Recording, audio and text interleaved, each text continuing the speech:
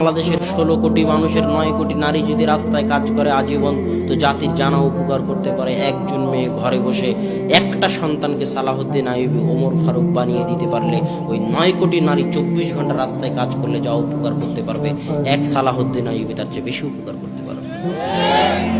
অতএব নারীদের গুরুত্ব কোথায় সেটা আপনাকে বুঝতে হবে। ইহুদি খ্রিস্টানরা জানে যে নারীদেরকে ঘর থেকে বের করে নিলে সমাজ নষ্ট হয়ে যাবে। কেমনে সমাজ নষ্ট হবে? নারী যখন ঘর থেকে বের হয়ে গেল, ডাক্তার সকাল 8টায় বের হয়, 5টায় ফিরে, স্বামী বিদেশে প্রবাসে কাজ করে, স্বামী এক জায়গায়, মা এক জায়গায়, সন্তান মানুষ হয় চাকরের হাতে, চাকরানির হাতে। ওই সন্তান কি সৎ হবে? ওই সন্তান কি ভালো হবে? হতে পারে না, অসম্ভব। ওই মায়ের চাকরি তো 2 টাকা কামানো নয়, ওই মায়ের চাকরি হচ্ছে আল্লাহর পক্ষ থেকে দেওয়া চাকরি, সবচেয়ে কঠিন চাকরি। পারমাণবিক বোম বানানো অত কঠিন নয়, চন্দ্র মঙ্গল গ্রহে যাওয়া অত কঠিন নয়, যত কঠিন একটা ছোট্ট বাচ্চাকে সৎ মানুষ রূপে গড়ে তোলা। জন্ম দিতে পারলে মা হওয়া যায় না, পাগলিও জন্ম দিতে পারে।